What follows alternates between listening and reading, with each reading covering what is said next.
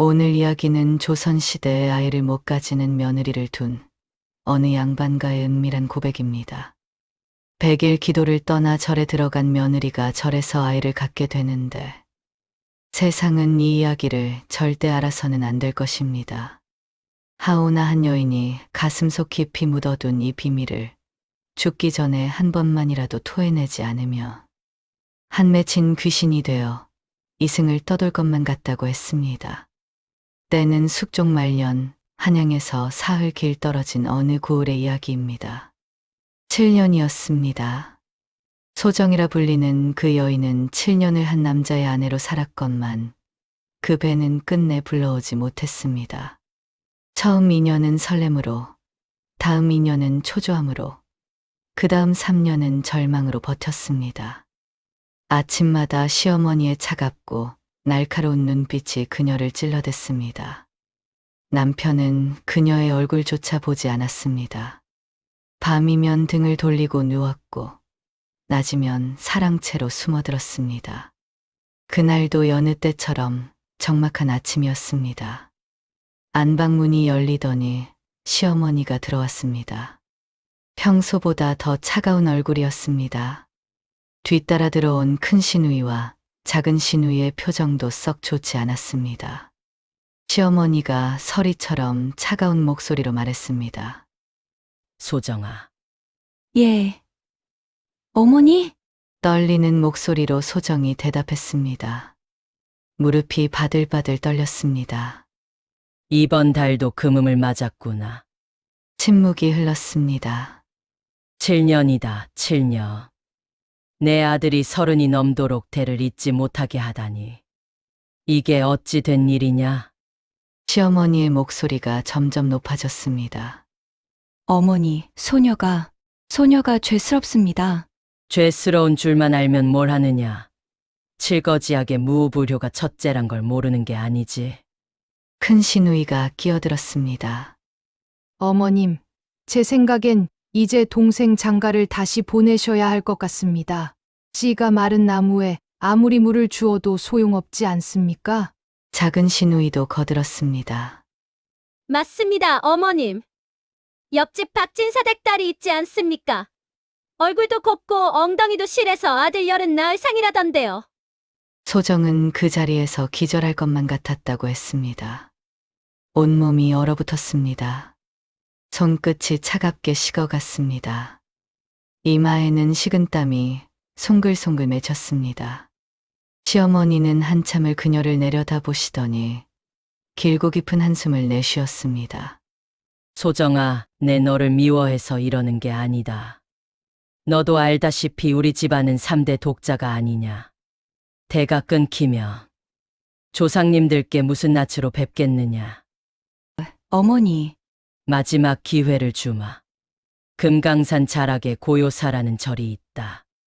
그곳 주지 스님이 도력이 높아 100일 기도만 지성껏 올리면 아들을 점지해 준다고 하더구나. 100일. 기도요? 그렇다. 내일 새벽에 떠나거라. 100일 후에 돌아왔을 때 내 배에 아무 기척이 없거든. 내가 스스로 이 집을 나가거라. 알겠느냐? 소정은 힘없이 고개를 끄덕였습니다. 예. 어머니, 명을 받들겠습니다. 시어머니와 시누이들이 방을 나갔습니다. 문이 닫히자 소정은 그대로 주저앉았습니다. 눈물이 주르륵 흘러내렸습니다. 소리내어 울 수도 없었습니다. 목구멍이 메어와 숨도 제대로 쉬어지지 않았습니다. 100일 기도. 그것이 그녀에게 주어진 마지막 기회였습니다. 다음 날 새벽 아직 동도 트기 전이었습니다. 소정은 짐짝처럼 가마에 실렸습니다. 남편은 나오지도 않았습니다. 시어머니는 대문 앞에서 차갑게 말했습니다. 지성이면 감천이라 했다. 부처님께 목숨을 걸고 빌어라. 가마문이 닫혔습니다. 어둠 속에 갇힌 것 같았습니다. 가마꾼들이 가마를 들어 올렸습니다. 흔들리는 가마 안에서 소정은 무릎을 꼭 껴안고 웅크렸습니다. 한양을 벗어나 산길로 접어들었습니다. 가마 문틈으로 스며드는 산바람은 차갑고 습했습니다. 소정은 문틈으로 밖을 내다보았습니다. 울창한 숲이 끝없이 펼쳐져 있었습니다. 높고 거대한 소나무들이 하늘을 가렸습니다. 갈수록 안개가 짙어졌습니다. 사람의 기척이 점점 사라졌습니다. 마치 저승길로 가는 것만 같았습니다. 가마꾼이 숨을 헐떡이며 말했습니다. 부인마님, 이제 거의 다 왔습니다. 저기 보이는 기와집이 고요사입니다.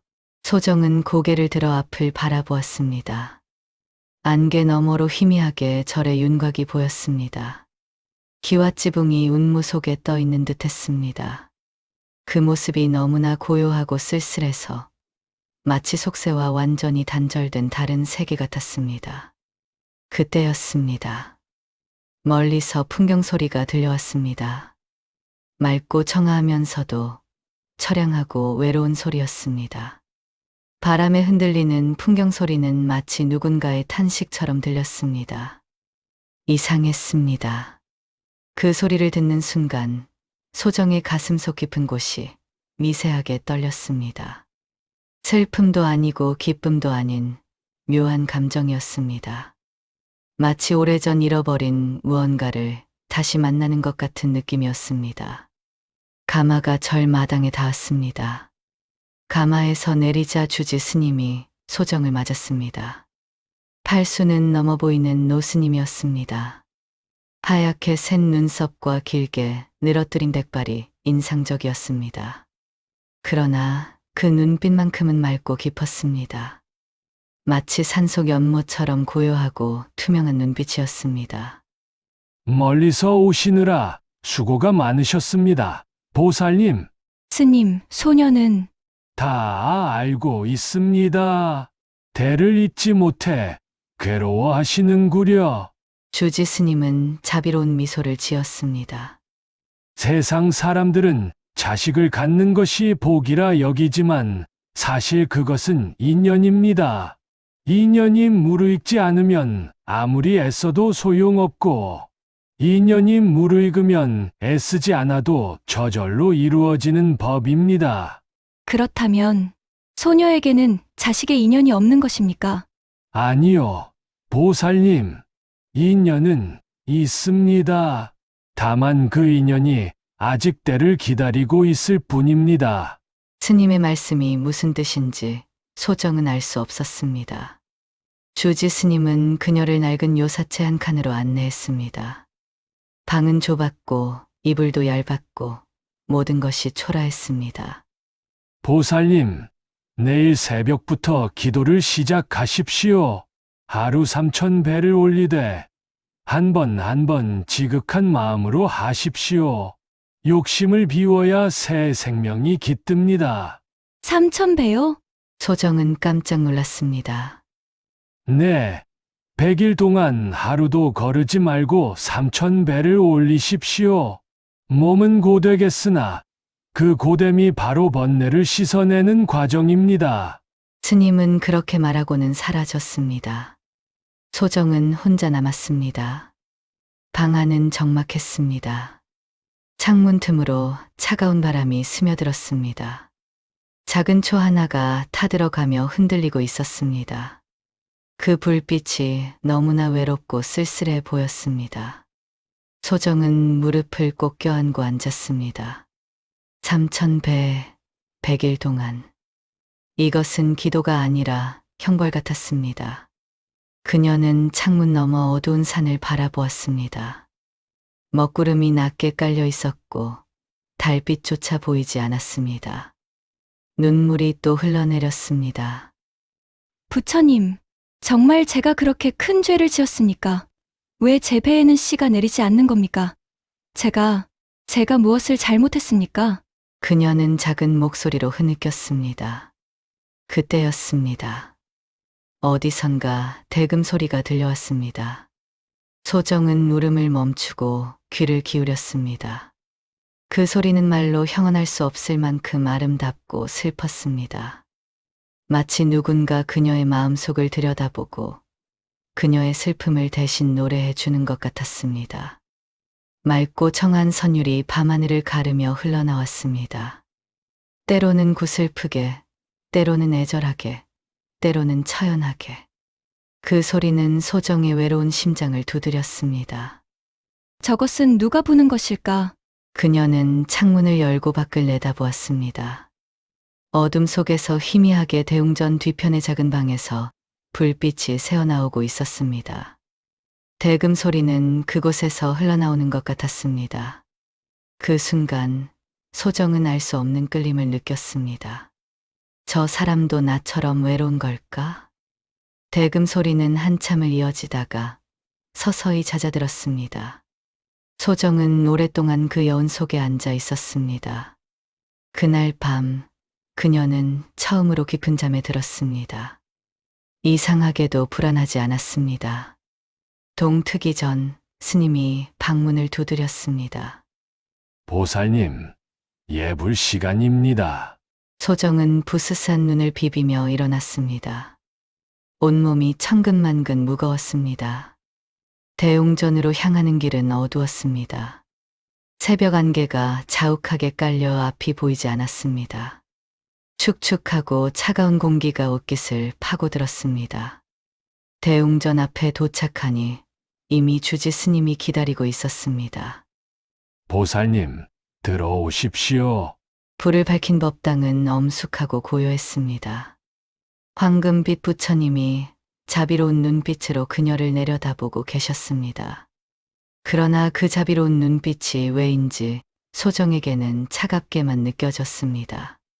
주지 스님이 목탁을 두드리기 시작했습니다. 똑, 똑, 똑. 규칙적이고 무심한 소리였습니다. 나무 아미타불, 나무 아미타불. 스님의 독경 소리가 법당 안을 가득 채웠습니다. 보살님, 이제 시작하십시오.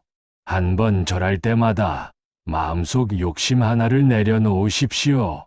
집착을 버리고, 분노를 버리고, 두려움을 버리십시오. 텅 빈 그릇에만 맑은 물이 담기는 법입니다.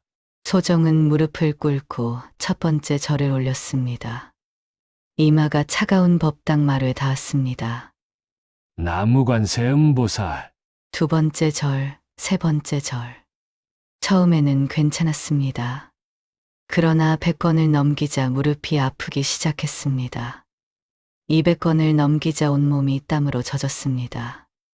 500권을 넘기자 숨이 턱까지 차올랐습니다.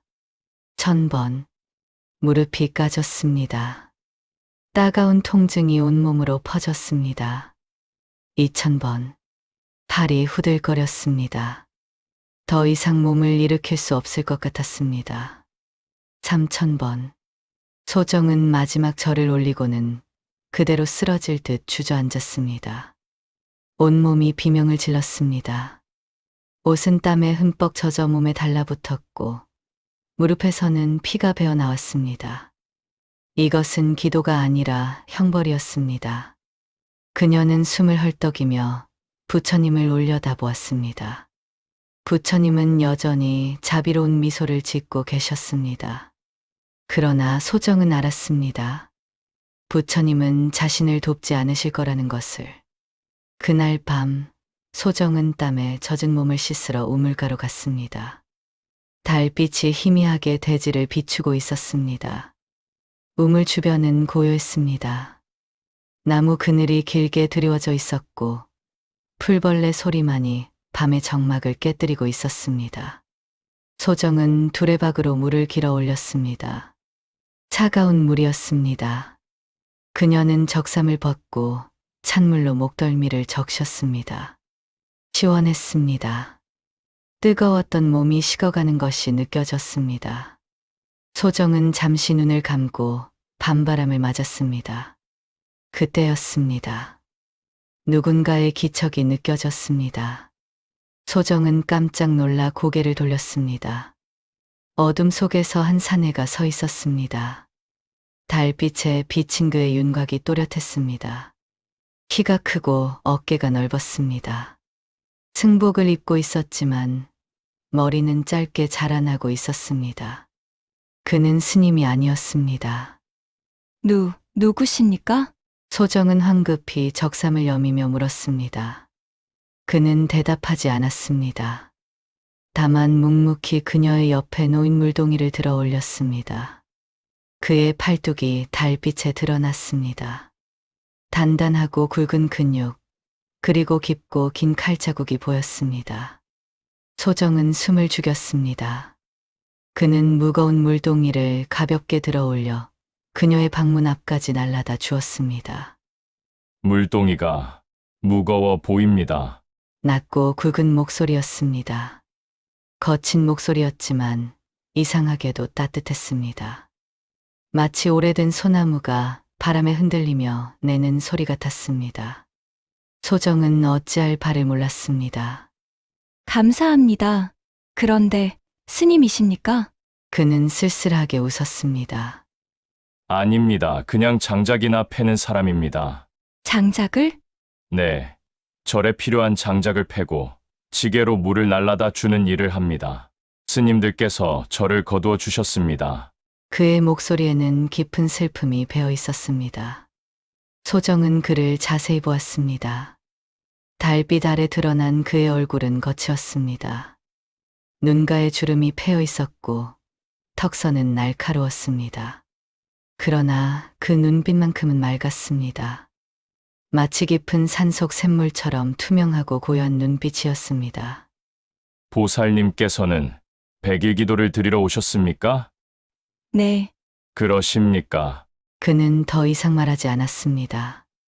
그는 돌아서서 어둠 속으로 사라졌습니다. 소정은 한참을 그가 사라진 곳을 바라보았습니다. 저 사람은 대체 누구일까? 그녀의 가슴이 두근거렸습니다. 이유를 알 수 없었습니다. 그저 저 사람의 눈빛이, 저 사람의 목소리가, 저 사람의 뒷모습이 그녀의 마음 어딘가를 건드렸습니다. 소정은 방으로 돌아왔습니다. 그러나 잠이 오지 않았습니다. 자꾸만 그 사람이 떠올랐습니다. 그의 팔뚝에 새겨진 깊은 칼자국이, 그의 쓸쓸한 웃음이, 그의 낮고 굵은 목소리가. 다음 날 밤도, 그 다음 날 밤도 대금 소리가 들려왔습니다. 소정은 매일 밤 그 소리를 기다렸습니다. 3000배를 마치고 녹초가 되어 방으로 돌아오면 어김없이 저 멀리서 대금 소리가 흘러나왔습니다. 그 소리를 듣고 있으면 왜인지 마음이 편안해졌습니다. 때로는 맑고 청아하게, 때로는 구슬프고 애절하게, 때로는 격하고 처절하게. 그 선율은 매일 달랐습니다. 마치 그날그날의 감정을 토해내는 것 같았습니다. 저 사람도 나처럼 외로운 걸까? 소정은 창가에 앉아 대금 소리에 귀를 기울였습니다. 7년 동안 남편은 단 한 번도 그녀의 마음을 울린 적이 없었습니다. 남편의 목소리는 항상 무심했습니다. 남편의 손길은 항상 차가웠습니다. 남편의 눈빛은 항상 그녀를 피했습니다. 그러나 이 이름도 모르는 사내의 대금 소리는 그녀의 심장을 두드리고 있었습니다. 어느 날 밤이었습니다. 소정은 우물가에서 다시 그를 만났습니다. 그는 장작을 한 아름 안고 가다가 그녀를 발견했습니다. 보살님, 기도는 잘 되고 계십니까? 소정은 쓴웃음을 지었습니다. 잘 되고 있는지 모르겠습니다. 3000배를 올려도 100번을 올려도 제 마음은 여전히 텅 비어 있습니다. 그는 조용히 고개를 끄덕였습니다. 텅 비었다는 것은 나쁜 것이 아닙니다. 예? 주지 스님께서 늘 말씀하시지 않습니까? 비어야 채워진다고. 집착으로 가득 찬 마음에는 아무것도 담을 수 없다고. 그의 말이 주지 스님의 철학과 닮아 있었습니다. 소정은 놀라서 그를 바라보았습니다. 당신은 단순히 장작만 패는 사람이 아니시군요. 그는 슬프게 웃었습니다. 저는 예전에 다른 삶을 살았습니다. 칼을 들고 피를 보고 사람을 죽이는 삶을요? 무인이셨습니까? 그렇다고 할 수 있겠습니다. 하나 전쟁이 끝나고 저는 이곳으로 왔습니다. 칼을 버리고 도끼를 들었습니다. 사람을 베는 대신 나무를 베고 있습니다. 그의 목소리에는 깊은 회한이 묻어 있었습니다. 그렇다면 매일 밤 들리는 대금 소리는 당신이 부는 것입니까? 그는 잠시 망설이다가 고개를 끄덕였습니다. 네. 밤이면 잠이 오지 않습니다. 악몽에 시달립니다. 제가 죽인 사람들의 얼굴이 떠오릅니다. 그래서 대금을 붑니다. 그것만이 제 마음을 달래는 유일한 방법입니다. 소정은 가슴이 먹먹해졌습니다. 이 사람도 나처럼 상처받은 영혼이구나. 저는 그 소리가 좋습니다. 그녀는 조심스럽게 말했습니다. 3,000배를 마치고 돌아오면 온몸이 너덜너덜합니다. 마음도 몸도 지쳐서 쓰러질 것만 같습니다. 그런데 당신의 대금 소리를 들으면 이상하게도 마음이 편안해집니다. 그는 놀란 듯 소정을 바라보았습니다. 달빛 아래 그의 눈빛이 흔들렸습니다. 제 대금 소리가 누군가를 위로할 수 있다는 것을 몰랐습니다. 그럼 앞으로도 계속 불어주시겠습니까? 그는 한참을 그녀를 바라보다가 천천히 고개를 끄덕였습니다. 네. 보살님께서 원하신다면 그날 밤부터 소정은 대금 소리를 기다리는 사람이 되었습니다. 그리고 그는 그녀를 위해 대금을 부는 사람이 되었습니다. 두 사람은 아무 말도 나누지 않았습니다. 다만 밤마다 그는 대금을 불었고 소정은 그 소리를 들었습니다. 한 사람은 자신의 고통을 토해냈고 한 사람은 그 고통에 위로받았습니다. 그것이 두 사람의 첫 교감이었습니다. 보름이 지났을 무렵 장마가 시작되었습니다. 처음에는 보슬보슬 내리던 비가 점점 거세지더니 나중엔 하늘이 무너지듯 쏟아져 내렸습니다. 첫날 밤 빗소리가 지붕을 두드렸습니다. 둘째 날 밤 천둥이 산을 흔들었습니다. 셋째 날 아침 산길이 끊겼습니다. 주지 스님이 요사체로 찾아왔습니다. 보살님, 큰일입니다. 절로 올라오는 길이 산사태로 막혔습니다. 장마가 그칠 때까지는 산 아래로 내려갈 수 없게 되었습니다. 그럼 얼마나 걸립니까? 글쎄요, 짧으면 보름, 길면 한 달도 걸릴 수 있습니다. 소정은 창밖을 내다보았습니다. 회색빛 하늘에서 끝없이 비가 쏟아지고 있었습니다. 산은 온통 안개에 휩싸여 있었고 세상은 물과 안개로 뒤덮인 것 같았습니다. 갇혔구나. 이 산 속에 묘한 감정이 밀려왔습니다. 두려움이었을까요? 안도감이었을까요? 아니면 기대감이었을까요? 그날 오후 빗속에서 도끼질 소리가 들렸습니다. 소정은 창문을 열고 내다보았습니다. 저 멀리 처마 아래에서 누군가 장작을 패고 있었습니다. 흠뻑 젖은 승복이 몸에 달라붙어 단단한 근육의 윤곽이 드러났습니다. 무영이었습니다. 거센 빗줄기 속에서도 그는 묵묵히 일했습니다. 도끼를 들어 올렸다가 내리치는 동작이 힘차고 정확했습니다. 젖은 머리카락에서 빗물이 뚝뚝 떨어졌지만 그는 아랑곳하지 않았습니다. 소정은 눈을 떼지 못했습니다. 그의 단단한 팔뚝이 움직일 때마다 긴장하는 어깨의 근육이 빗물에 젖어 빛나는 목덜미가 그녀의 시선을 사로잡았습니다. 나는 지금 무엇을 보고 있는 것인가? 소정은 황급히 창문을 닫았습니다. 가슴이 두근거렸습니다. 뺨이 화끈거렸습니다. 이것은 부끄러움이었습니다. 그러나 동시에 묘한 설렘이기도 했습니다. 나흘째 되는 날이었습니다. 소정은 여느 때처럼 대웅전에서 3,000배를 올리고 있었습니다. 그런데 이상했습니다. 2,000번을 넘기자 눈앞이 아찔해졌습니다. 온몸에서 힘이 빠져나갔습니다. 귓가에서 윙윙 소리가 났습니다. 소정은 이를 악물고 버텼습니다. 세상이 흔들렸습니다. 온몸이 떨렸습니다. 그리고 소정은 그대로 쓰러졌습니다. 의식이 멀어져 갔습니다. 차가운 법당 마루가 뺨에 닿았습니다. 멀리서 누군가 그녀의 이름을 부르는 소리가 들렸습니다. 그러나 그녀는 더 이상 대답할 수 없었습니다. 얼마나 지났을까요? 소정은 천천히 눈을 떴습니다. 낯선 천장이 보였습니다. 낡았지만 깨끗한 한지가 발라진 천장이었습니다. 은은한 쑥 냄새가 방 안을 가득 채우고 있었습니다. 여기는 어디지? 그녀는 몸을 일으키려 했으나 온몸이 천근만근 무거웠습니다.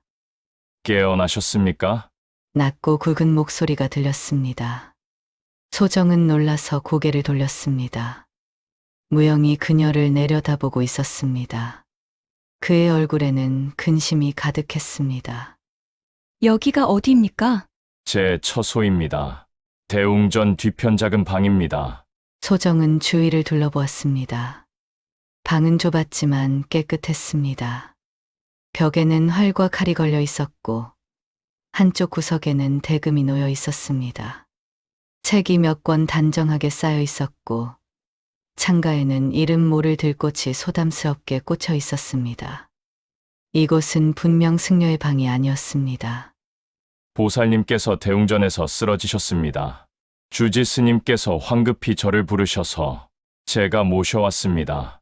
그는 소정의 이마에 올려진 젖은 수건을 갈아 주었습니다. 그의 손길이 놀라울 만큼 조심스럽고 부드러웠습니다. 과로하셨습니다. 몸을 너무 혹사하시면 안 됩니다. 저는 괜찮습니다. 3,000배를 맞춰야. 아닙니다. 그가 단호하게 말했습니다. 주지 스님께서 말씀하셨습니다. 진정한 기도는 몸을 학대하는 것이 아니라 마음을 다스리는 것이라고. 몸이 무너지면 마음도 무너집니다. 소정은 그의 눈을 바라보았습니다.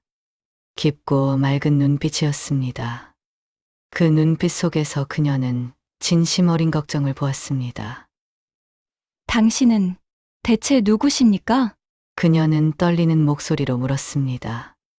승복을 입고 계시지만 머리를 기르셨습니다. 칼과 활을 가지고 계시지만 경전을 읽으십니다. 장작을 패는 사람이라 하시지만 스님처럼 말씀하십니다. 당신은 대체 스님입니까? 사내입니까? 무영은 긴 침묵 끝에 입을 열었습니다. 저는 그 어느 쪽도 아닙니다. 그의 목소리가 떨렸습니다. 저는 예전에 무인이었습니다. 나라를 위해 칼을 들었고 수많은 목숨을 거두었습니다. 전쟁이 끝나고 저는 제 손에 묻은 피를 씻고 싶었습니다. 그래서 이곳으로 왔습니다. 그렇다면 속세를 버리신 것입니까? 버린 것이 아닙니다. 도망쳐 온 것입니다. 그는 쓸쓸하게 웃었습니다. 저는 죄인입니다. 부처님의 가르침을 따르고 싶지만 제 안에는 여전히 칼날 같은 것들이 남아 있습니다. 그래서 저는 스님도 될 수 없고 속인으로 돌아갈 수도 없는 그저 이도 저도 아닌 존재입니다. 주지 스님께서는 뭐라고 하셨습니까? 스님께서 말씀하셨습니다. 이 산에 들어온 순간부터 너는 그저 숨 쉬는 돌덩이일 뿐이다. 돌덩이는 스님도 아니고 속인도 아니다. 그저 존재할 뿐이다. 라고. 소정은 그의 말에 깊이 공감했습니다. 그렇구나. 이 사람도 나처럼 세상에 버림받은 존재구나. 그녀는 나도 모르게 손을 뻗어 그의 손을 잡았습니다. 그는 깜짝 놀라 그녀를 바라보았습니다. 저도 당신과 같습니다. 소정은 눈물을 흘리며 말했습니다. 저도 이도 저도 아닌 존재입니다. 아내도 아니고 어머니도 아닙니다. 그저 버려질 운명을 기다리는 돌덩이일 뿐입니다. 무영의 눈빛이 흔들렸습니다. 그는 그녀의 손을 꽉 잡았습니다. 그의 손은 따뜻했습니다. 그날 밤 폭풍우가 몰아쳤습니다. 하늘이 찢어질 듯 천둥이 쳤고 번개가 밤하늘을 가르며 섬광을 내뿜었습니다. 비는 세상을 집어삼킬 듯 미친 듯이 쏟아져 내렸습니다. 소정은 요사체 방에 혼자 누워 있었습니다. 무영이 그녀를 모셔다 주고 돌아간 뒤였습니다. 천둥 소리가 방 안을 뒤흔들었습니다. 번개 불빛이 창문을 타고 스며들었습니다. 소정은 이불을 뒤집어 쓰고 떨었습니다. 무섭다. 너무 무섭다. 그러나 무서운 것은 폭풍우만이 아니었습니다. 더 무서운 것은 그녀의 마음속에서 솟아오르는 감정들이었습니다. 무영의 손길이 자꾸만 떠올랐습니다. 그가 이마에 수건을 올려줄 때의 조심스러운 손길이, 그가 자신을 걱정하는 눈빛이, 그가 손을 잡았을 때의 온기가. 안 돼. 이러면 안 돼. 소정은 고개를 저었습니다. 그러나 마음은 그녀의 뜻대로 되지 않았습니다. 커다란 천둥 소리가 터졌습니다. 소정은 비명을 지르며 벌떡 일어났습니다. 더 이상 참을 수 없었습니다. 그녀는 적삼 하나만 걸치고 밖으로 뛰쳐나갔습니다. 빗줄기가 온몸을 적셨지만 개의치 않았습니다. 대웅전 뒤편의 작은 방으로 달려갔습니다. 문을 두드렸습니다. 문 열어주십시오. 제발. 문이 열렸습니다. 무영이 놀란 얼굴로 소정을 바라보았습니다. 보살님, 무슨 일이십니까? 왜 이 빗속을? 소정은 그의 품에 쓰러지듯 안겼습니다. 저를 안아주십시오. 무섭습니다. 너무 외롭습니다. 보살님, 정신 차리십시오. 여기는 절입니다. 돌아가셔야 합니다. 그는 당황하며 그녀를 밀어냈습니다. 그러나 소정은 그의 옷깃을 꽉 붙잡았습니다. 7년입니다. 그녀는 울먹이며 외쳤습니다. 7년을 기다렸지만 아무도 저를 원하지 않았습니다. 남편은 저를 외면했고 시댁은 저를 짐짝처럼 내쳤습니다. 부처님께 3,000배를 올렸지만 부처님도 저를 버리셨습니다. 보살님, 저는 살고 싶습니다. 이대로 버려지고 싶지 않습니다. 누군가에게, 단 한 사람에게라도 필요한 존재가 되고 싶습니다. 빗물과 눈물이 뒤섞여 얼굴을 타고 흘러내렸습니다. 제게 아들을 점지해 주십시오. 부처님이 주시지 않는다면 당신에게서라도 얻어가야겠습니다. 그것만이 저를 살리는 유일한 길입니다. 무영은 떨리는 손으로 소정의 어깨를 잡았습니다. 보살님, 이것은 죄입니다. 큰 죄입니다. 소정은 그를 똑바로 바라보았습니다. 알고 있습니다. 이것이 죄라는 것을. 그러나 죄를 짓지 않으면 살 수 없습니다. 저와 함께 죄를 지어 주십시오. 무영의 눈빛이 흔들렸습니다. 그는 오랫동안 그녀를 바라보았습니다. 고뇌와 갈등이 그의 얼굴을 스쳐 지나갔습니다. 그리고 마침내 그는 소정을 끌어안았습니다. 용서하십시오, 부처님. 그의 목소리가 떨렸습니다. 저는 이미 죄인입니다. 한 가지 죄를 더 짓는다 한들 무슨 상관이겠습니까? 그날 밤 소정은 부처님께 용서를 구하지 않았습니다. 차가운 법당 마루 위에서 3,000번 이마를 조아리는 것보다 이 사람의 따뜻한 품이 그녀를 더 살아있게 만들었습니다. 이것이 죄라면 그녀는 기꺼이 죄인이 되겠습니다. 지옥에 떨어지더라도 이 순간만큼은 살아있고 싶었으니까요. 장마가 그쳤습니다. 그러나 소정은 더 이상 예전의 소정이 아니었습니다. 낮이 되면 그녀는 여느 때처럼 대웅전으로 향했습니다. 합장하고 절하고 연부를 외웠습니다. 주지 스님 앞에서는 정숙하고 경건한 양반과 부인의 모습을 잃지 않았습니다. 그러나 밤이 되면 그녀는 다른 사람이 되었습니다. 해가 산 너머로 넘어가고 어둠이 저를 감싸면 소정은 조심스럽게 요사채 문을 열고 밖으로 나갔습니다. 달빛을 따라 풀벌레 소리를 벗삼아 그녀는 대웅전 뒤편의 작은 방으로 향했습니다. 문을 두드리면 무영이 문을 열어주었습니다. 말없이 그러나 뜨겁게 두 사람은 서로를 끌어안았습니다.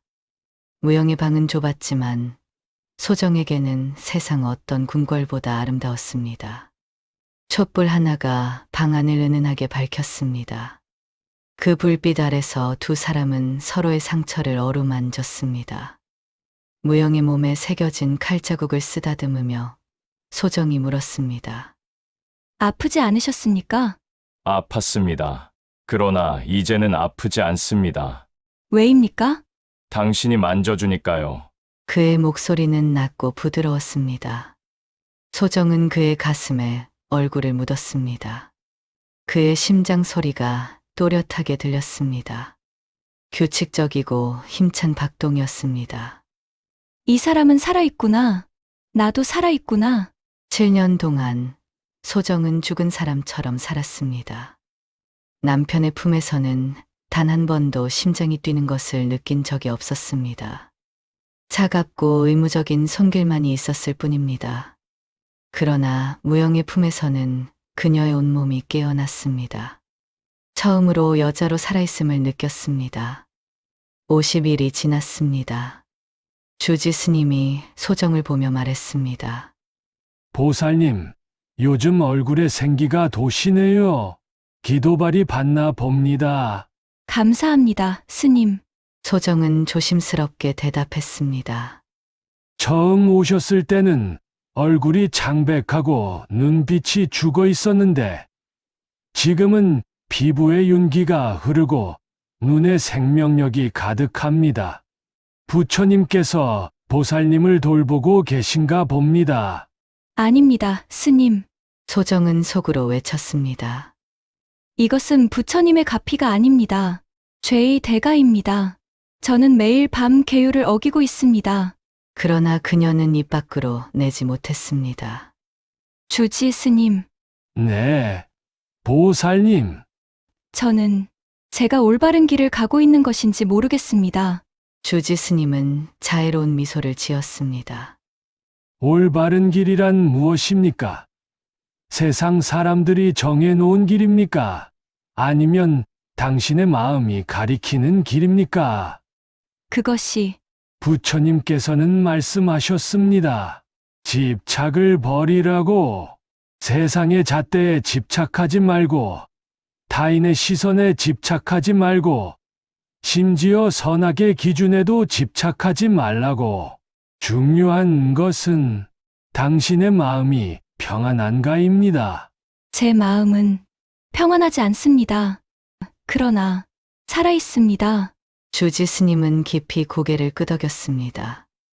그것으로 충분합니다.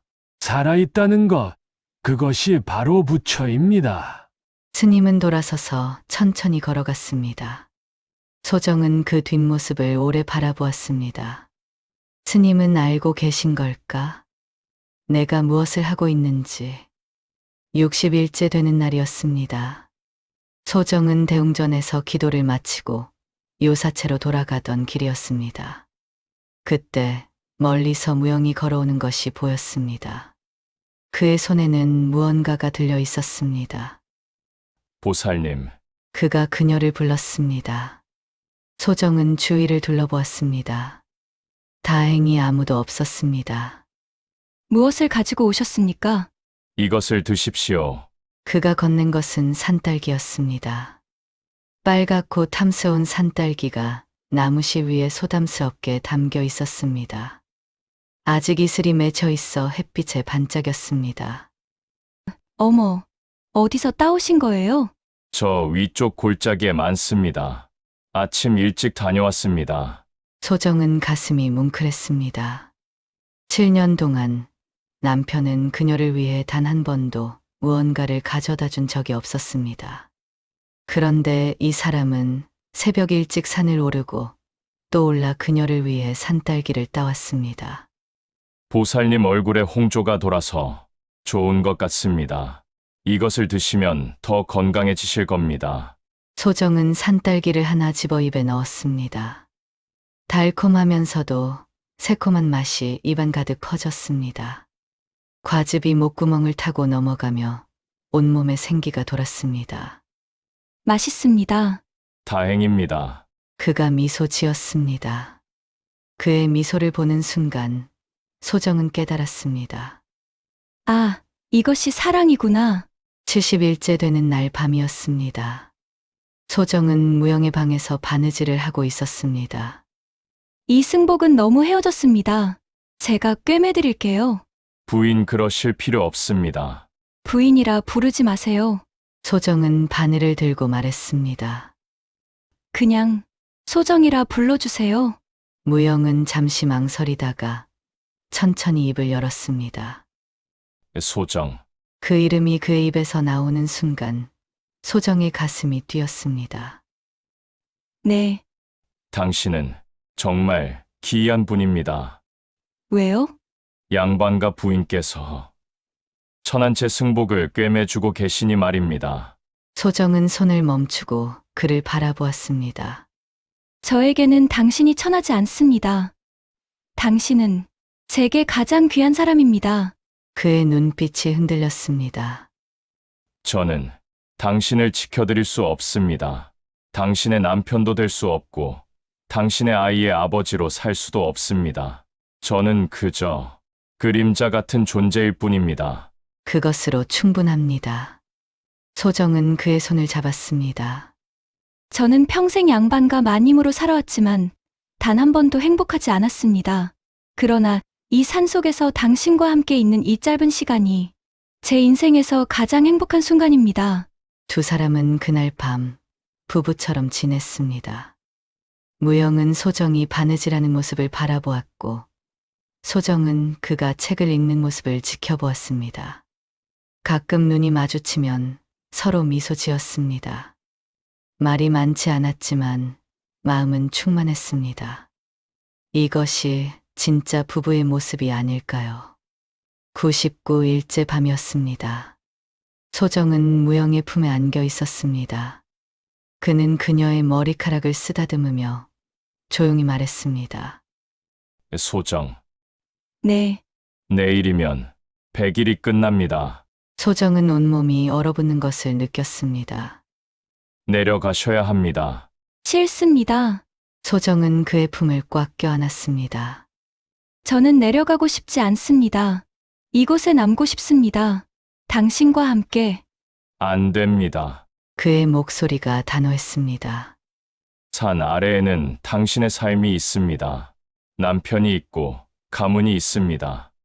그리고 아이가 있을 것입니다.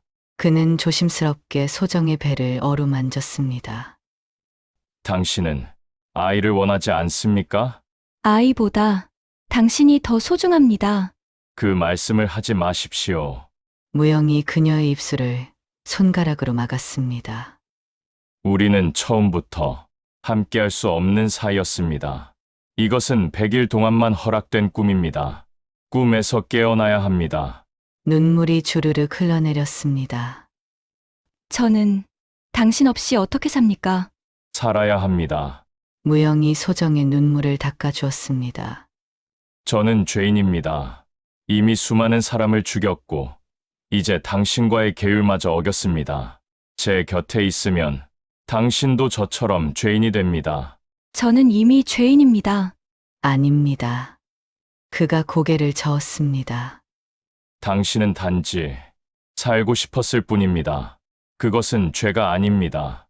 생명이 생명을 원하는 것은 자연의 이치입니다. 그는 소정의 이마에 입맞춤했습니다. 주지 스님께서 말씀하셨습니다. 인연은 강물과 같아서 한 곳에 머물지 않고 흘러간다고. 우리의 인연도 이제 흘러가야 합니다. 만약 제가 아이를 낳는다면 소정은 떨리는 목소리로 물었습니다. 그 아이는 당신을 닮을까요? 무영은 슬프게 미소 지었습니다. 그랬으면 좋겠습니다. 그렇다면 제가 이 세상에 남긴 것이 죄만은 아니라는 증거가 될 테니까요. 두 사람은 그날 밤 말없이 서로를 끌어안았습니다. 내일이면 끝입니다. 내일이면 소정은 산을 내려가야 합니다. 그리고 다시는 이곳에 올 수 없을 것입니다. 무영은 마지막으로 소정을 위해 대금을 불었습니다. 그 소리는 세상에서 가장 슬펐습니다. 이별의 노래였습니다. 소정은 그 소리를 들으며 울었습니다. 소리 없이 그러나 격렬하게 울었습니다. 두 사람의 100일은 끝나가고 있었습니다. 100일째 되는 날 새벽이었습니다. 소정은 일찍 일어나 옷을 갈아입었습니다. 100일 전 입고 왔던 푸른 치마 저고리를 다시 꺼냈습니다. 그 옷은 이제 그녀에게 낯설었습니다. 거울을 보았습니다. 거울 속의 여인은 100일 전과는 다른 사람이었습니다. 얼굴에는 혈색이 돌았고 눈빛에는 생기가 넘쳤습니다. 뺨에는 은은한 홍조가 머물러 있었고 입가에는 미세한 미소가 걸려 있었습니다. 이것이 사랑받은 여자의 얼굴이구나. 주지 스님이 대웅전 앞에서 소정을 기다리고 있었습니다. 보살님, 100일 기도를 무사히 마치셨습니다. 감사합니다, 스님. 잘 다녀가십시오.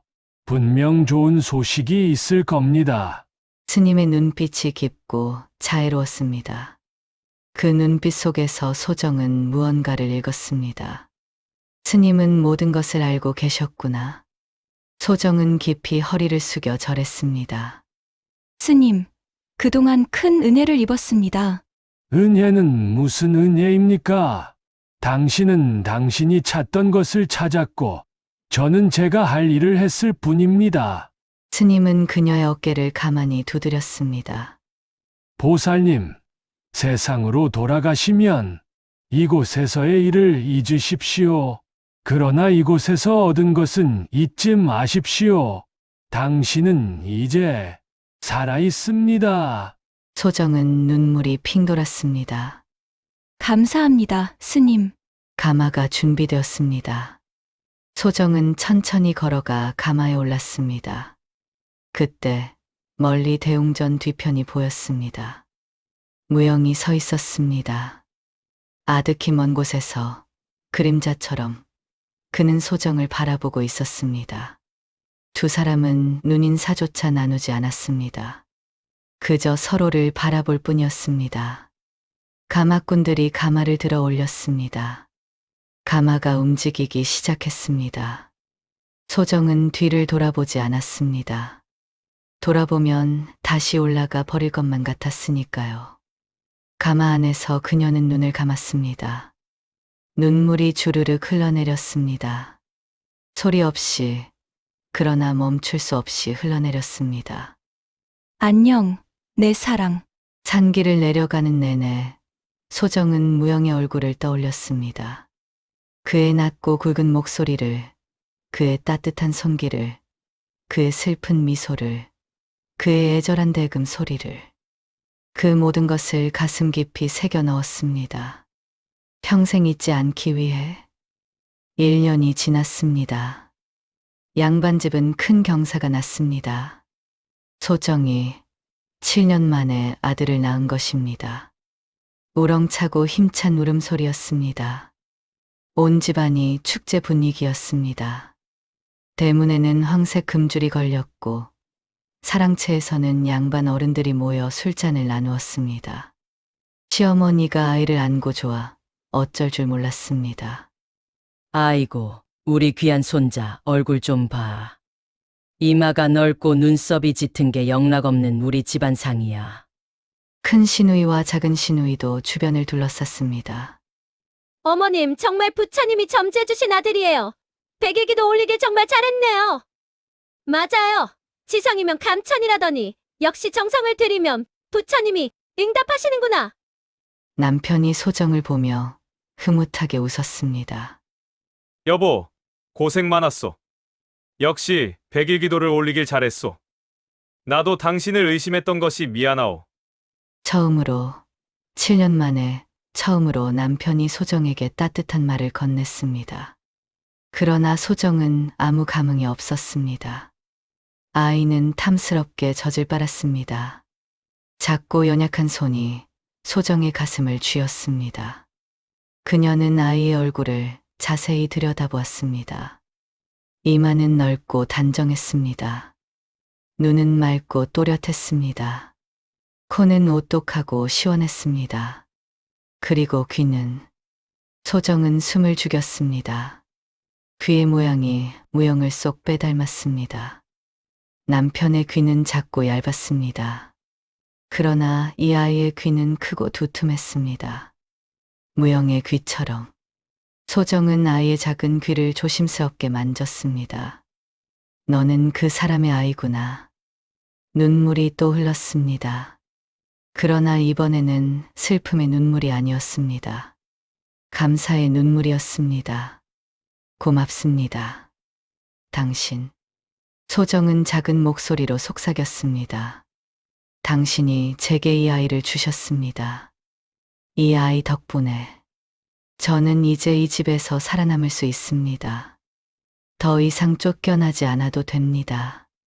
더 이상 죄인 취급받지 않아도 됩니다.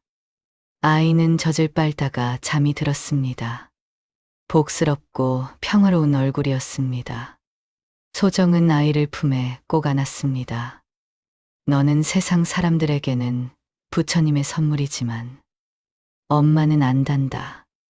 너는 부처님이 아니라 한 사람의 뜨거운 사랑에서 태어났다는 것을. 시간이 흘렀습니다. 아이는 무럭무럭 자랐습니다. 100일이 지나고 돌이 지났습니다. 온 집안이 아이를 귀하게 여겼습니다. 시어머니는 우리 귀한 손자라며 입에 침이 마르도록 칭찬했고, 남편은 내 아들이라며 자랑스러워했습니다. 그러나 소정만 알았습니다.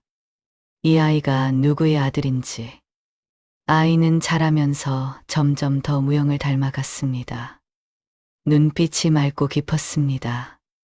마치 산속 샘물 같았습니다. 몸이 단단하고 건강했습니다.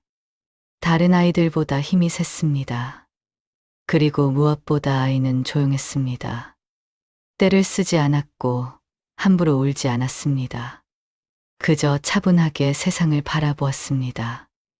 마치 무영처럼. 어느 날 아이가 돌이 지나고 얼마 후였습니다. 시어머니가 신기한 듯 말했습니다. 이상하다. 이 아이가 우리 집안 사람들과는 좀 다른 것 같아. 성정이 너무 고요해. 마치 스님 같단 말이야. 소정은 가슴이 철렁했습니다. 어머니, 그게 무슨 말씀이십니까? 아니, 나쁜 뜻이 아니야. 오히려 좋은 거지.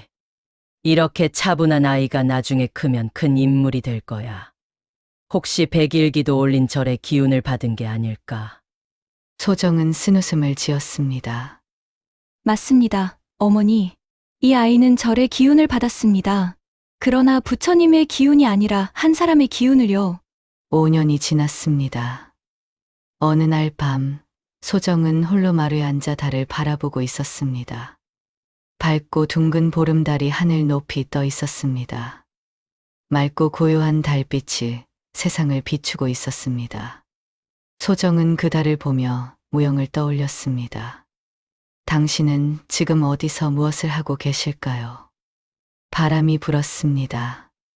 그 바람에 실려 어디선가 희미하게 풍경 소리가 들려오는 것만 같았습니다. 아, 착각이겠지. 그러나 소정은 그 착각이 좋았습니다. 그 순간만큼은 그녀는 다시 그곳에 있는 것 같았으니까요. 안개 자욱한 깊은 산속, 고요한 절, 그리고 한 사람의 품. 소정은 미소 지었습니다. 의미심장한 미소였습니다. 세상 사람들은 그녀의 아들을 부처님의 선물이라 부릅니다. 100일기도 끝에 얻은 귀한 아들이라고 합니다. 허나 소정은 압니다. 이 아이는 차가운 법당 마루에서 3000번 이마를 조아린 대가가 아니라는 것을. 이 아이는 한 사람의 뜨거운 품에서 얻은 그녀의 구원이라는 것을. 7년 동안 소정은 죽은 사람처럼 살았습니다.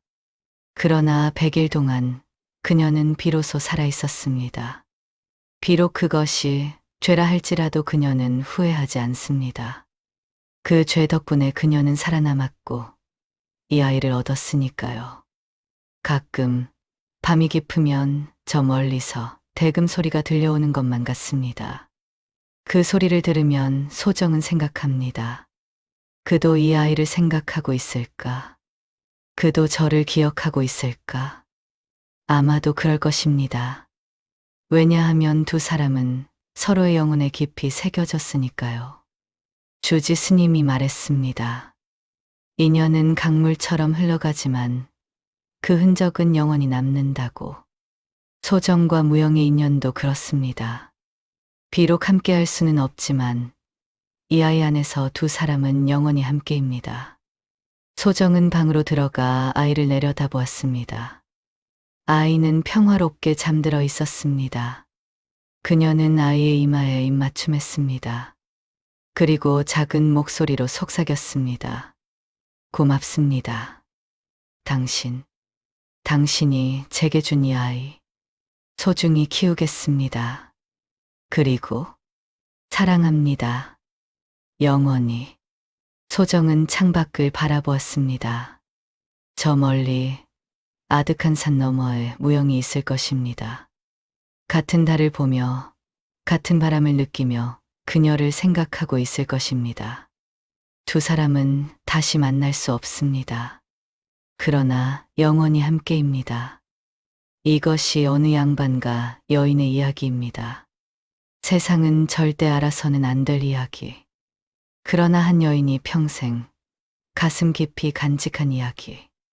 그녀는 평생 이 비밀을 무덤까지 가져갔습니다. 그것이 무영과 소정, 그리고 그 아이를 지키는 길이었으니까요. 끝까지 시청해 주셔서 감사합니다. 좋아요와 구독은 영상 제작에 많은 힘이 됩니다. 여러분 새해 복 많이 받으세요. 새해에도 봄빛마당은 좋은 작품으로 여러분을 찾아뵙겠습니다. 감사합니다. 여러분 사랑합니다.